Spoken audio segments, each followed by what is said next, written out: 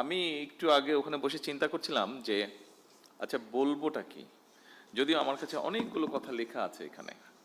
তা আমি চিন্তা করছিলাম বলবোটা কি, এই জন্য চিন্তা করছিলাম যে আমার আগে যারা বক্তব্য রাখলেন এবং আমার যে এক্সামটা কিছুক্ষণ আগে হয়ে গেল, আমার মনে হয় মোটামুটিভাবে সেখানে বক্তব্যের সব কিছুই চলে এসছে। জি, ভালো নাম্বারে পেয়েছি, থ্যাংক ইউ সো মাচ।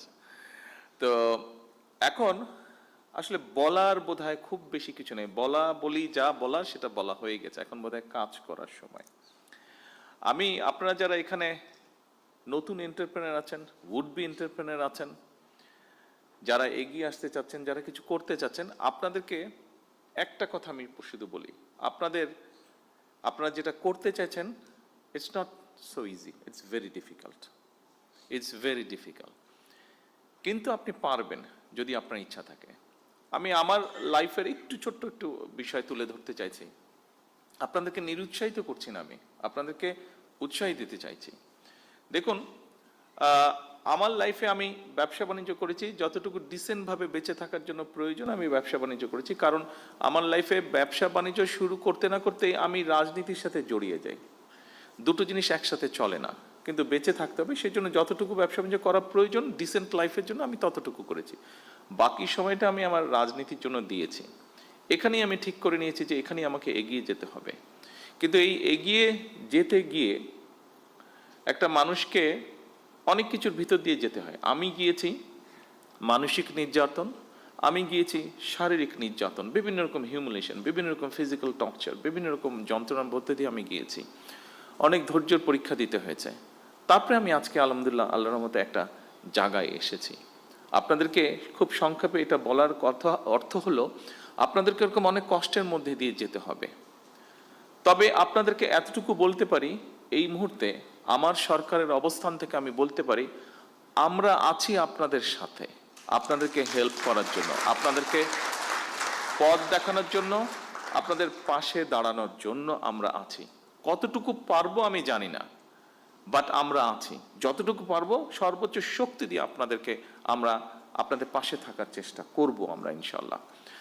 এই জন্য আমি এই কথাটা বলছি, কারণ আপনাদেরকে এগিয়ে আসতে হবে। আপনারা আজকে যারা এন্টারপ্রেনার হবেন, যারা হতে চাইছেন, যারা হয়ে গিয়েছেন, কাজ শুরু করেছেন, এখানে বেশ কয়েকজনকে আমরা দেখেছি যারা বেশ কিছু দূর এগিয়ে গিয়েছেন, এবং এগিয়ে গিয়ে যারা মানুষ, সমাজ, সামগ্রিকভাবে দেশের উপকার করছেন। আপনাদেরকে প্রয়োজন, আপনার জন্য আপনার প্রয়োজন না, আপনাকে প্রয়োজন লক্ষ কোটি মানুষের জন্য প্রয়োজন, আপনাকে প্রয়োজন এই দেশের জন্য প্রয়োজন। কারণ আমি একটি কথা বলেছি, ওই দিন আমি গিয়েছিলাম চিন্ময়ীতে, একটি অনুষ্ঠান হচ্ছিল, সেটি ছিল ইনোভেশন ইভেন্ট। আমরা ছোটবেলায় সায়েন্স ফেয়ার বলতে যা বুঝেছি, অনেকটা ওরকম, বিভিন্ন বাচ্চারা, স্কুলের বাচ্চারা বিভিন্ন সারা দেশ থেকে এসছে, তারা ওখানে বিভিন্ন রকম তাদের প্রজেক্ট তারা নিয়ে এসেছে। কিছুদিন আগে আরেকটা অনুষ্ঠানে গিয়েছিলাম, সেখানে প্রায় সারা বাংলাদেশের প্রাইমারি স্কুলের 22 লক্ষ বাচ্চা পার্টিসিপেট করেছিল। প্রাইমারি স্কুলের বাচ্চা, ক্লাস 2, 3 থেকে 5 পর্যন্ত, বিভিন্ন স্পোর্টসে। ওদের ফুটবল ম্যাচটা আমি দেখতে গিয়েছিলাম। এই দুটো ইভেন্ট, বিশেষ করে এই দুটো ইভেন্ট দেখার পরে আমি অ্যাকচুয়ালি, যেহেতু আমি রাজনীতি করি, মাঝে মাঝে হয়তো হতাশ হয়ে যেতাম, বা মাঝে মাঝে এখনো মাঝে মাঝে কিছুটা, অনেক ক্ষেত্রে বেশি হতাশ লাগে। কিন্তু এই বাচ্চাগুলোকে দেখার পরে নিজেকে খুব কনফিডেন্ট মনে হয়েছে। এই জন্য কনফিডেন্ট মনে হয়েছে।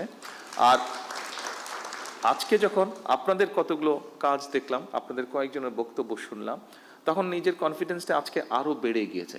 কারণ দেখুন, যেহেতু রাজনীতি করি, একটা তো আমার লক্ষ্য আছে, উদ্দেশ্য আছে। রাজনীতি আছে, দলের পরিকল্পনা আছে, সবকিছু আছে, কাজ আছে, কিন্তু যেহেতু দেশ পরিচালনার দায়িত্বে আছি, আমাদেরকে দেশকে নিয়ে আমরা চিন্তা করি, দেশের বিভিন্ন সেক্টর নিয়ে চিন্তা করি।